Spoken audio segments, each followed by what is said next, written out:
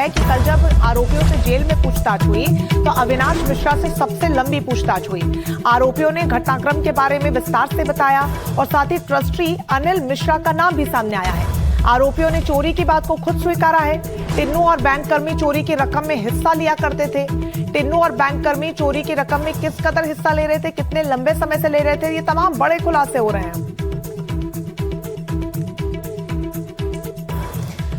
तो अजय लगातार हमारे साथ बने हुए हैं और मुकेश सिंह सेंगर भी हमारे साथ जुड़ गए हैं ज्यादा जानकारी के साथ। तो मुकेश, ये खुलासा अपने आप में बेहद महत्वपूर्ण है, जहां पर जब पूछताछ हुई है तो टिन्नू यादव तो सुर्खियों में बना ही हुआ था, लेकिन बैंककर्मी, इतनी बड़ी साजिश का हिस्सा बैंककर्मी भी थे और वसूल रहे थे अपनी अपनी रकम। कितने लोगों के नाम सामने आए हैं, कौन कौन से बैंक से ये जुड़े हुए हैं?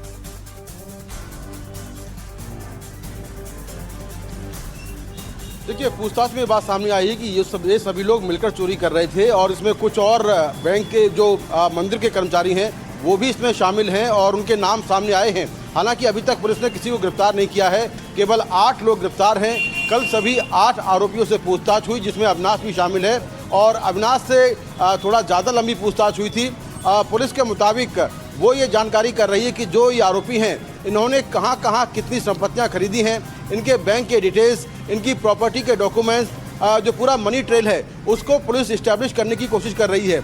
यहाँ पर मैं एक बात और साफ कर दूं कि लोकल पुलिस के साथ साथ जो ईडी है वो भी मामले की जांच शुरू कर सकती है, क्योंकि अयोध्या पुलिस बहुत जल्दी ही इस मामले में ईडी को पत्र लिखने वाली है, जिसमें वो मांग करेगी कि इस मामले की जांच जो है मनी लॉन्ड्रिंग के तहत की जाए, जिससे कि आरोपियों ने कहां कहां कितनी संपत्तियां बनाई हैं उन संपत्तियों के बारे में पूरी जानकारी मिले और साथ में सभी आरोपियों की संपत्तियां जो कि चंदा चोरी से या दान चोरी से बनाई गई हैं वो सारी संपत्तियां अटैच हों। तो इसको लेकर बहुत जल्दी ही जो उत्तर प्रदेश पुलिस है वो ईडी को लेटर लिखने वाली है। पुलिस के मुताबिक अभी तक इस मामले में जो लोग पकड़े गए हैं उनमें जो सबसे बड़ी भूमिका निकलकर सामने आ रही है वो टिन्नू यादव की है, साथ में अनुकल्प मिश्रा और उसका बहनोई लवकुश मिश्रा है। इन तीनों की भूमिका सबसे ज्यादा निकलकर सामने आ रही है। कई ऐसे किरदार है मुकेश जिनकी जो भूमिका है, शक की सुई जो है उस पर सबसे ज्यादा मंडराती हुई नजर आ रही है। अजय, पूछताछ में ट्रस्टी अनिल मिश्रा का नाम भी निकलकर सामने आया है, सूत्रों के हवाले से जो अपडेट सामने आ रहा है। अब ये नाम इस पूरी जांच की प्रक्रिया को एक नया मोड़ दे सकता है।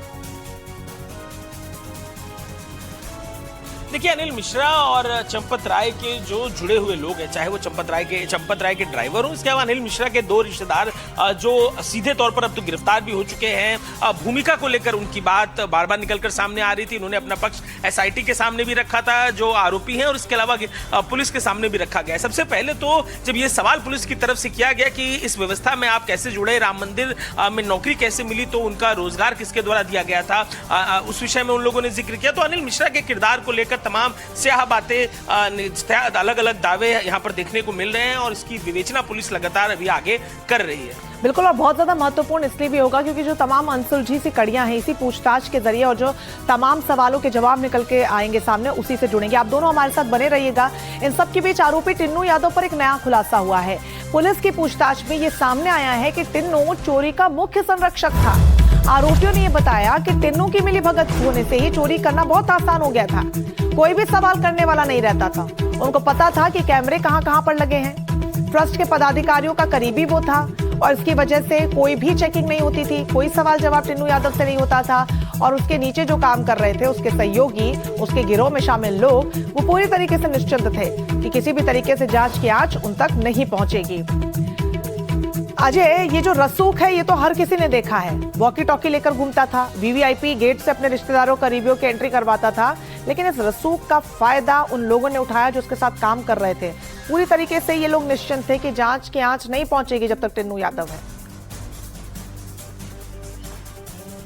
अब बिल्कुल, और देखिए, जांच की आज का भय होता तो जब एफआईआर हो गई, एफआईआर होने के तुरंत बाद एनडीटीवी ने एक्सक्लूसिवली बात की थी टिन्नू से, सवाल पूछा कि अब तो नाम एफआईआर में आ गया, टिन्नू जी क्या कहेंगे। जवाब था ना कुछ हुआ है ना कुछ होगा। ये कॉन्फिडेंस लेवल था टिन्नू यादव का। वो टिन्नू यादव जो राम मंदिर प्रांगण में असीमित शक्तियां रखते थे, कुछ भी कराने की हैसियत में थे। अयोध्या में बात कही जाती थी किसी की नौकरी लगवानी हो, कोई काम कराना हो, मिठाई का ठेका लेना हो, तमाम विषयों में टिन्नू यादव से संपर्क करे, ये दावा अयोध्या के लोग करते हैं। लेकिन क्योंकि अब इस पूरे मामले में अब गिरफ्तारी भी टिन्नू यादव की हो गई है पुलिस की विवेचना में। जब पुलिस उनके घर जाती है तो कैश की बरामदी भी टिन्नू के घर से होती है। एक्सक्लूसिव जानकारी एनडीटीवी पर हमने दी थी। अब इस विषय में जो पुलिस की विवेचना में बात निकल कर आई है कि जो सीसीटीवी लगे थे उन सीसीटीवी की भी जानकारी उन चोरों को थी। वो छिप के पैसे निकालते थे, पैसे बाथरूम में रखते थे और बाद में पैसे लेके निकल जाते थे। पुलिस ने सवाल किया तो उनकी तरफ से जवाब मिला कि दरअसल जांच ही उनकी नहीं होती थी, क्योंकि प्रभाव टिन्नू यादव का ऐसा था कि जो लोग जांच के लिए थे वो जानते थे कि बिल्कुल अजय, और इतने बड़े स्तर पर इतने बड़े मंदिर के में गड़बड़ी की घटना को अंजाम देना है तो किसी बहुत करीबी का साथ में होना जरूरी है, और वो था टिन्नू यादव जिसे चप्पे चप्पे की जानकारी थी।